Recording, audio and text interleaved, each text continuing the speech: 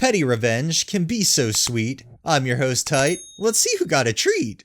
Our first one is from Doc Fallout 22. Several years ago, I was waiting in a grocery deli line to pick up some potato wedges for my wife. It wasn't a long line. I was 4th or 5th in line and the last person in it. Up walks some lady, that's what I'll call her, and what I presume to be her daughter or granddaughter. Anyway, some lady keeps trying to jump the line each time a person was served, and the patient deli worker kept telling her she needed to wait her turn, with some lady getting more and more frustrated that she could not just do what she wanted. Guy before me goes, and I hear her telling her daughter or granddaughter, "This is fucking ridiculous. I just want some wedges."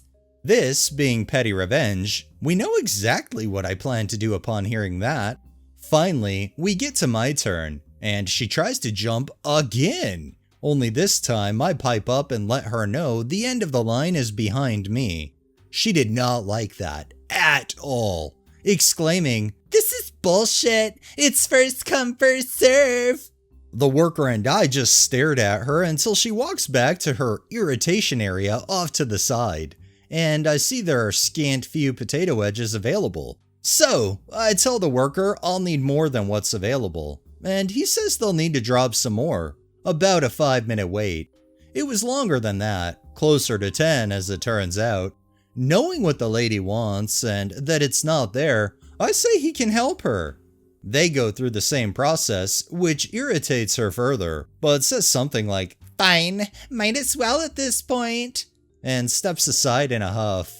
New wedges are brought out, and I see her start to move like she's going to jump in front of me, but I remind her I'm next to order. Deli guy asks how much I want, usually in pounds, and I quietly say, "I want all of the wedges." "All of them?" "All of them." He cracks a bit of a smile and says, "Sure thing," and gathers them up for me. I start to walk away, slowly, so I can see the aftermath, and shrilly she shouts, "He did what?" and whips her head around to me. I wish I could say I locked eyes with her and ate a wedge right in her face, but alas, the idea came to me as I recounted the tale to my wife at home. Best $14 I ever spent.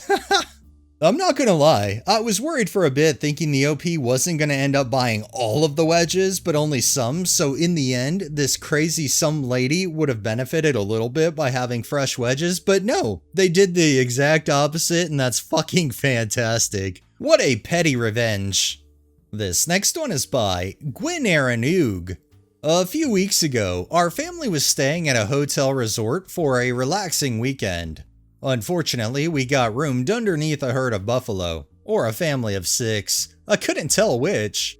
As we put our kids to bed, we hushed them and reminded them we were in a hotel with other guests, so we could be as courteous as possible. Not the buffalo family above us. 4 hours into the night, well until midnight, they were banging and slamming things in the room above. And while I can sleep through almost anything, and the kids were exhausted and asleep, I knew it was steaming my wife, and that was making me more and more angry. Unhappy wife, unhappy life. Anyway, we all managed to finally fall asleep. However, my superpower is needing little sleep. I get up every day at 5 a.m. without an alarm clock. Sure enough, the next morning, a few 4 hours later, I woke up like clockwork, and instantly I had my revenge. Going down to the elevator core, I located a house phone and dialed their room. 6 and the room number. The room directly above ours. It rang 5 or 6 times with no answer. I hung up and was feeling a little guilty and about to give up, when I remembered I wasn't getting laid today because of these clowns. I said, "Fuck it," and rang back again. This time, a groggy female answered the phone, like barely. "Hello?" she croaked into the phone. In my most chipper voice, I said, "Good morning. This is the front desk with your morning wake-up call. Are you awake?" I hear confusion on the other end. "We have a special thank you gift for families staying with us today. Free breakfast buffet and admission to the water park today. However, it is first come, first served, and you and your guests must claim your reward at the front desk in the next 30 minutes. More confusion, and I thanked her and hung up.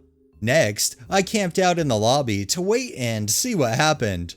Sure enough, about 20 minutes later, a train of groggy, half-dressed family members come down to the front desk, looking annoyed, sleepy, and did I hope to see their eyes? As soon as they hit the front desk, it got heated.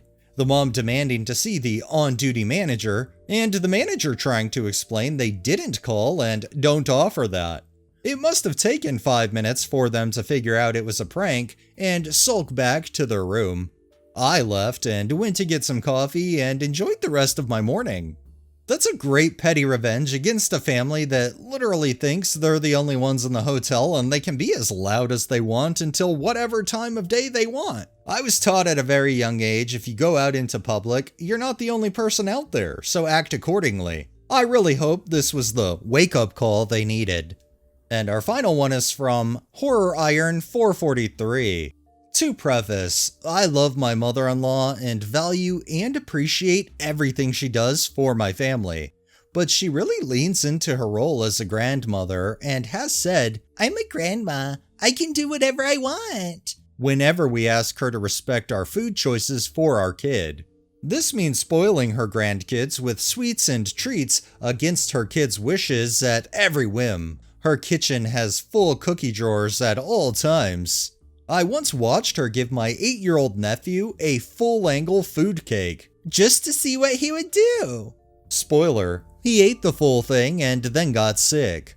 So over the weekend, we're staying at her house and my 3.5-year-old son is very well aware that she'll give him whatever he wants. It's breakfast time and he's asking for ice cream and cookies, to which I say no and redirect him to his banana and yogurt. She gives him the chocolate chip cookies anyway, and I say, "I'd appreciate you not feeding my son cookies before 8:30 in the morning."